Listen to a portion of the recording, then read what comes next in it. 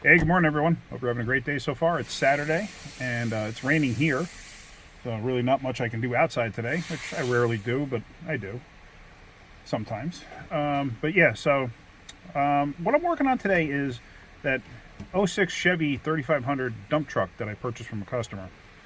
And one of the issues, this is the one that had the issue with the cluster, and the cluster was reading odometer error, and then I wound up disconnecting the battery, and I hooked the two terminals together with the battery out of the picture, basically to discharge the capacitors. I was doing it just to see if it would work, and it did. It actually straightened out the cluster issues. But anyway, one of the issues that the truck had, and I knew all about this, was the gauge for oil pressure reads low, way lower than it should. Now, I know the customer very well. I trust everything he has to tell me. And he said that when he purchased the truck, however many years ago, he bought it used. It had like 40,000 miles on it. Now it's got 98,000 miles on it. He said the gauge always read low, always. And nobody could ever figure out what it was. Okay.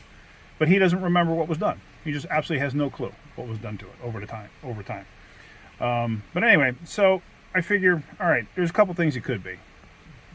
The motor doesn't knock, so I'm not concerned about that. The motor doesn't make any noise, other than running noises. But could be a bad oil pressure sensor.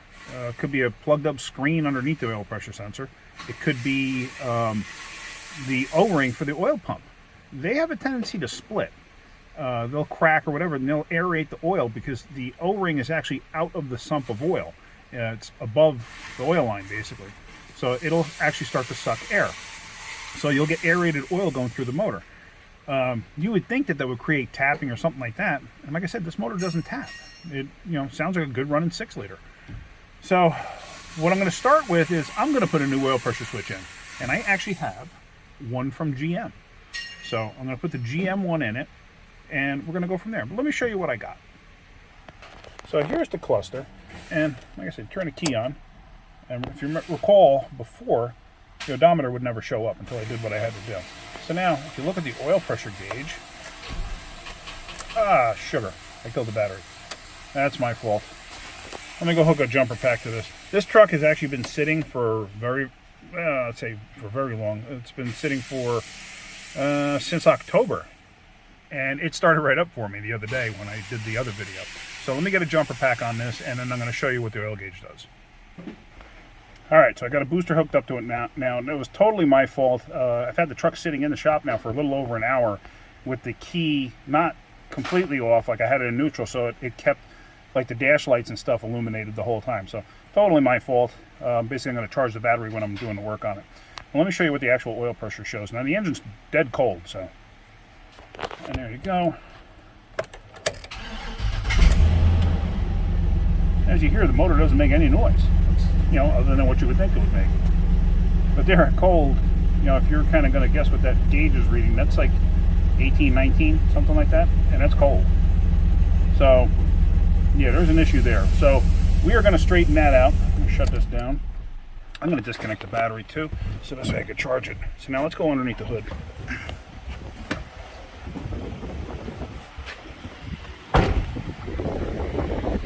Now the oil pressure switch itself is back there. This one's not terrible to get to, but it is all the way back there. You can kind of see that one wire with the white tape on it right there. It's kind of like going down into the area where it is. That actually may be the wire for it. I'm not even sure. But anyway, back there is where the oil pressure switch is. And let me show you what the new switch looks like.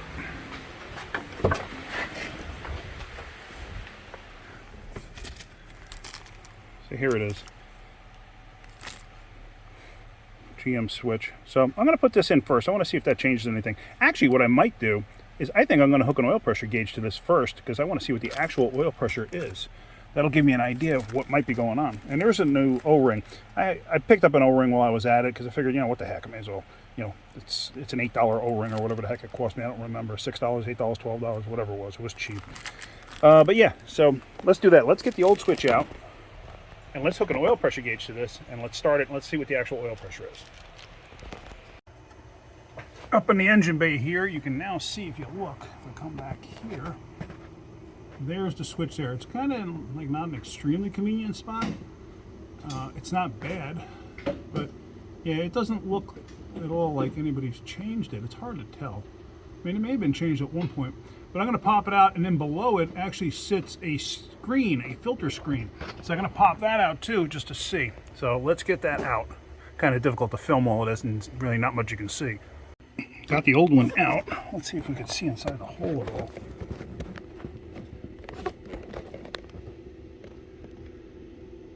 And there we are. I can't tell if it's got a screen in it or not. I'm going to have to get a pick in there and see if I can't pull up and see if a screen comes up at the same time. Let's try that and see what happens. And the answer is no. There's no screen in there because that's a pick that I was able to drop all the way down inside there. So this one does not have a screen. Can you see that? Let's see. See the length of that pick? That's a good 2 inches, 3 inches or so, and it falls all the way down into the bottom. So that tells me there's no screen at all in there, which is fine. I'll just leave it out. I never actually fully understood the reason for the screen. But now, let me see if I have an adapter for my oil pressure gauge so I can hook an oil pressure gauge to that. If not, I do have one for a front fitting that I can do. So let me go that route first. Alright, not much to see, but I got the new one in place. I did not hook up the oil pressure gauge. I'm going to do that in the front because it's so difficult to get back there for me. So I'd rather not hook the gauge up there when I can hook it up in the front from underneath. I'm going to be underneath the vehicle anyway. So let's see if this actually changed anything. I don't know if it did. I don't know if it will, but let's find out. And let's turn this off. Let's see if there's any change in the gauge. And no. Gauge reading is the same, but as you can hear, the motor is not kicking or anything. So why is the gauge so low? All right. Now, one thing I did do while I had while I was pulling underneath the hood, because that's in such a bad spot for me, especially. I let the air out of the tires in the front. This way, it drops the nose down. So let me do this. Let me air the tires back up, and let me get this thing set up on a lift, and we're going to go from there. Alright guys, so I'm up in the air now, and I got the lower shield out so I can gain access to the front of the motor. And let me show you what I have to do here. Now right up in there, it might be a little difficult to see. You see that plug there? Let me point to it. That plug right there. Yeah, now that's what I got to get on. That's much easier to take out at this point from here than it is to go from the back side of the motor, behind the intake. That's pain. That's a real pain in the butt to do that.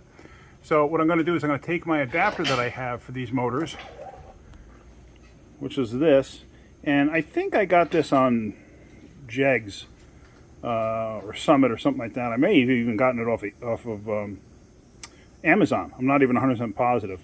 But I couldn't even begin to tell you what the part number was. I don't remember. I don't recall. I actually got it, and I never used it. But this is what it's actually for. So now what I'm going to do is, like I said, I'm going to take that plug out up top there, and I'm going to thread this in and then thread my gauge to it. Let's see what the actual oil pressure is. So this is going to tell me the true oil pressure reading. This is right, because the pump is right behind the crank pulley there, behind the timing cover. And if it actually does have low oil pressure, then we're going to be dropping a pan on this. And to drop the pan, because this is a four-wheel drive, I got to take the front differential on that out. And this is a 3500, so that's going to be some heavy stuff to deal with. But it is what it is. I got to get it done. So let's get going. Let's get this in place, and then let's get a gauge on it and see what the gauge reads. As you can see there, I got a socket on it. I just cracked it free. It took quite a bit to crack it free. I almost got to a point of taking an air chisel with a long bit and just hitting the edge of that to crack it. But I finally got it. It finally started to move. So now I can actually go in through here, through the wheel opening, and it's kind of hard to see, but it's behind this. And I can go with an extension and a swivel to break it free, or to get it out. It's actually free now. So let me do that, get that out, and let's get a gauge on there. And there you see it. I got that plug and adapter in place. I got the line running out, coming over here to my gauge. So we're going to start this thing up and we're going to see what it actually does. And let me show you something real quick. That's my box here with the oil gauge where I usually keep it. When you're a shop foreman, a lot of times you have to let other people use some of your tools. That's part of being a shop foreman, and I was a shop foreman for many years, and used to get aggravated when people would take my oil gauge and not clean it and put it back, so hence the note. Anyway, so let's let this down and let's check and see what the actual oil pressure is. All right, so let's come inside here, flip that around. Let me try to climb up on the lift a little bit so I can actually start it. There you see that gauge is working. Now let's see what the other gauge is actually reading.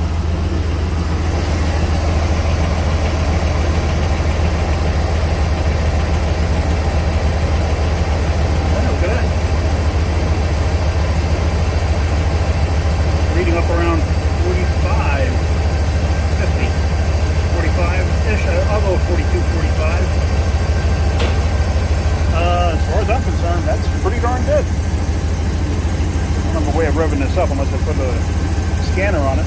But I mean, 42, 45, I mean, to me, I think it should be a bit higher, but that's not an issue. However, the gauge reads low, so the gauge is off. I wonder if there's any way to calibrate the gauge itself. Alright, I guess I'm going to have to hook a scanner up and just see if there's anything I can do with that. Alright, well, it looks like I'm not going to take the pan off. Yay me, because I really didn't want to do it if I didn't have to. But I'm gonna verify what the actual spec is for oil pressure on this thing. Let me do that first. Alright, so I looked up the spec for this, and at 1,000 RPM it's supposed to have a minimum of 6 PSI. Obviously we're well over that. And at 4,000 RPM it's supposed to have 24 PSI, a minimum. And obviously we're well over that. Now what I did do with the scanner, I looked and I could see that it was, at idle, it was reading 9 PSI, or at least that's what the computer was seeing. So obviously either the computer is not reading correctly, I know the sensor is brand new, so it's not the sensor. Could be something in the wiring, I don't know. I'm really not gonna worry too much about it. I still got the gauge hooked up, the motor's hot now, and what I'm gonna do is the scanner will let me rev it up to a certain point, because I can't look at this gauge and rev it up at the same time. I just don't have enough slack on the gauge to actually be able to do that. So let me just show you what I'm going to look at here. So if you look down at the gauge, turn this on. You see right now we're at about, I don't know, let's call it 35. 35 is perfect. I mean, it's only calling for 6 at idle, so we're over that. So now let me grab the scanner right here. And now I'm in engine. I'm going to go to engine speed control. Okay, I already did that. So now here I can actually select and increase the RPMs. The plus sign is lit up, so every time I hit the yes button here, it's going to increase it by 25. So I'm just going to increase until it stops. It's either going to be 2,000 RPM or something lower than that because it's a truck. Okay, 1975, close enough. So now, and it's almost there. You see the white highlighted. All right, so it's about 1900.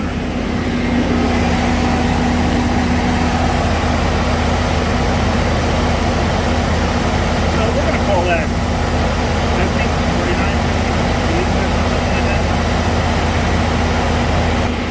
I'm going to call that 50. It's perfect. If anybody decides to buy this truck and are worried about it, they can watch the video. If they want me to hook up or actually install a manual gauge, I'll do that. That's fine. But obviously there's no issue. And the customer told me nobody could ever figure out what the problem was. I bet you it's a bad PCM. Something in the PCM, something in the programming. Well, let me just exit out of this. Let the RPMs calm down. And yeah, so now I can actually put it back together, put that plug back in it. I'm gonna wait till the morning because the motor's nice and hot now. At least I don't have to pull the pan off. I really didn't want it if I didn't have to, so I'm good with that. But yeah, so anyway, that's it. So if you're getting something out of my videos, hit that like button. If you could, please subscribe. Tell your friends to subscribe too. All right, that's it. Have a great day. Keep wrenching.